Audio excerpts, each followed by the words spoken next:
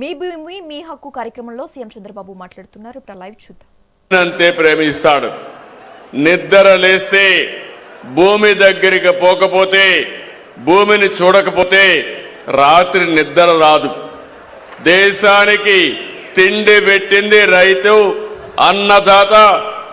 Corona అప్పుడు అందరూ holiday తీసుకున్నారు, కానీ మా రైతులు మాత్రం హాలిడే తీసుకోకుండా దేశానికి అన్నం పెట్టింది రైతన్న అని చెప్పి మరొకసారి విజ్ఞప్తి చేస్తున్నా. ఆ అనుబంధం ఎవరు చెరపలేనిది. మన రాష్ట్రం వ్యవసాయ ఆధార రాష్ట్రం. దీనివల్ల ఎక్కువ మంది భూమిపైనే ఆధారపడతారు. నేను అందుకే స్పష్టంగా ఆలోచించాను. ఒకటి, మీ భూమి. మళ్ళీ నేను విషయాలు చెప్తాను. దానికి కావలసిన నీరు ఇవ్వడం, అదేవిధంగా సాగు కూడా. ఎందుకంటే మనం అందరం గుర్తుపెట్టుకోవాలి, నిన్న కూడా ఒక మీటింగ్ పెట్టుకొని, సాగునీటి సంఘాల మీటింగ్లు పెట్టుకొని నేను ఎక్కడికక్కడ సమీక్షలు చేస్తున్నాను. నా జీవితంలో ఒకటే కోరిక, ప్రతి ఎకరాకు నీళ్లు ఇవ్వాలి. అది కూడా కర్నూలు జిల్లాలో ఉండే పశ్చిమ తాలూకాలకు నీళ్లు ఇచ్చినప్పుడే రాష్ట్రం మొత్తం నీళ్లు ఇచ్చినట్టు అవుతుంది. అందుకని వివాదాలు లేని భూములు, పుష్కలంగా ప్రతి ఒక్క ఎకరాకు నీరు, లాభాలు తెచ్చే సాగు, రైతు అప్పుల పాలయ్యే సాగు కాదు. పంటల విధానం మారుతా ఉంది, టెక్నాలజీ వచ్చింది. దీనికి అనుగుణంగా నేను కూడా ముందుకెళ్తున్నాను. అందుకని మీ అందరి సహకారం అవసరం అని చెప్పి కూడా నేను మీకు తెలియజేస్తున్నా. మీరే చూశారు, ఎన్నికల ముందు ఒక మాట చెప్పాం, మళ్ళీ రాష్ట్రాన్ని పునర్నిర్మాణం చేయాలి. అందుకే కూటమి కట్టాం. నేను, పవన్ కళ్యాణ్ గారు, బీజేపీ నరేంద్ర మోడీ గారు నాయకత్వంలో అందరం కలిసి ఒక కూటమి కట్టాం. ఆ రోజు ఒక మాట చెప్పాను, మీకు అందరికి గుర్తుండాలి. సంక్షేమ కార్యక్రమాలు సూపర్ 6 అని చెప్పాను. ఈరోజు సూపర్ 6 సూపర్ హిట్ చేశామా లేదా ఒక్కసారి గుర్తు చేసుకోండి. 2, అభివృద్ధి పరిగెత్తిస్తానని చెప్పాం. ఈరోజు మీరు ఒక పక్కన సాగునీటి ప్రాజెక్టులు కానీ, అమరావతి కానీ, పోలవరం కానీ, ఇంకో పక్క ఇండస్ట్రీస్ కానీ. ఒకప్పుడు మీరు ఓర్వకల్లో చూస్తే ఎన్నో ఇండస్ట్రీస్ వచ్చాయి. ఓర్వకల్ని సర్వనాశనం చేసి ఇండస్ట్రీస్ రాకపోతే ఈరోజు పరిశ్రమలు వచ్చే పరిస్థితికి వచ్చాయి. అదే మరిగా ఈరోజు అతి ముఖ్యమైన సమస్య మనం మాట్లాడుకుంటున్నాం, భూమి. మీ తాత ముత్తాతలు మీకు ఇచ్చిన ఆస్తి, వారసత్వంగా వచ్చిన ఆస్తి. నేను ఎన్నికల ముందు చెప్పాను, మీ భూమి మీద వేరే వాళ్ళ ఫోటో వేయడం ఏంటి? మీరిచ్చారా? మీ తాత ఇచ్చాడా? మీ ముత్తాత ఇచ్చాడా? ఎవరిది ఆ భూమి? మీ కష్టార్జితం మీ నాన్నిచ్చాడు, మీ తాత ఇచ్చాడు. వారసత్వంగా మీకు వచ్చిన భూమి, ఆ భూమి మీద ఆయన ఫోటో. అంటే ఏమనుకున్నాను? నేను చెప్పాను, ఇది మంచి పద్ధతి కాదు. అందుకే ఈరోజు మీరు చూస్తున్నారు, నేను ఇచ్చిన పట్టాదారు పాస్బుక్ చూస్తే రాజముద్రతో ఎవ్వరు కూడా ట్యాంపర్ చేయకుండా ఫుల్ ప్రూఫ్ గా మీకు ఇస్తాను.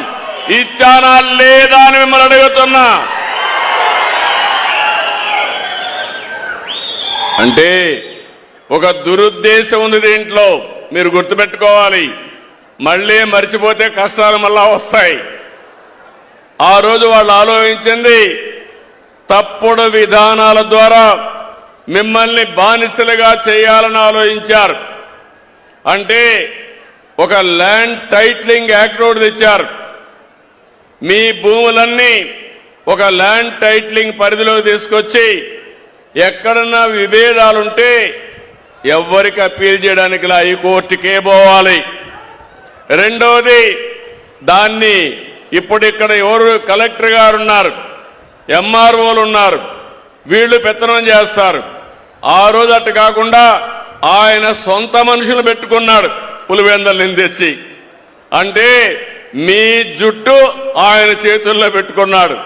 మీరు ఎప్పుడన్నా కానీ ఓటేయకపోతే జుట్టు బట్టి లాగడానికి, జుట్టు పీకడానికి ఆ రోజు ప్రయత్నం చేశాడు. అవునా కాదా అని అడుగుతున్నా. నేను ఆ రోజు చెప్పాను ఇది అన్యాయం అని చెప్పాను.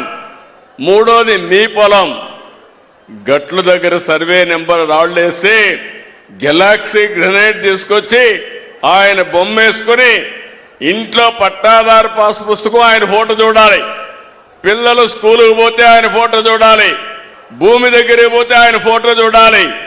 ఇది శాడిజం కాకపోతే ఏంటి తమ్ముళ్ళు అని మిమ్మల్ని అడుగుతున్నా. అవునా కాదా అని మిమ్మల్ని అడుగుతున్నా. 700 కోట్ల రూపాయలు సర్వే రాళ్లకు తగలేసిన పెద్ద మనిషి మొత్తం వ్యవస్థను భ్రష్టు పట్టించారు. మీరొక్క విషయం గుర్తుపెట్టుకోవాలి. ఎంత దుర్మార్గుడు అంటే అంత దుర్మార్గుడు. నేను ఒక ఉదాహరణ చెప్తున్నా. నిన్నే ఒక అతను వస్తే నేనే షాక్ అయ్యా. చాలా జరిగాయి.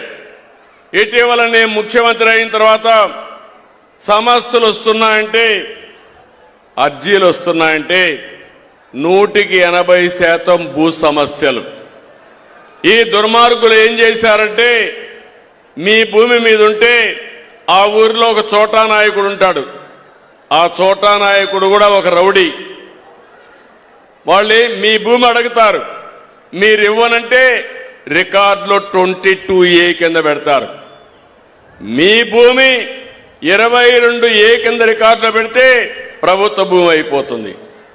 అంటే మీరు ఒప్పుకుంటే తక్కువ ధరకిస్తే మీరు లావాదేవీలు అవుతాయి, ఒప్పుకోకపోతే ప్రభుత్వ భూమి అయిపోతుంది. ఇట్లా కొన్ని లక్షల ఎకరాలు ప్రైవేటు భూముల్ని ప్రభుత్వ భూములుగా పెట్టేశారు. ఒక ఉదాహరణ చెప్తున్నా, ఇవన్నీ చాలా వచ్చాయి మాకు. నిన్నే ఒక అతను వస్తే షాక్ అయ్యా.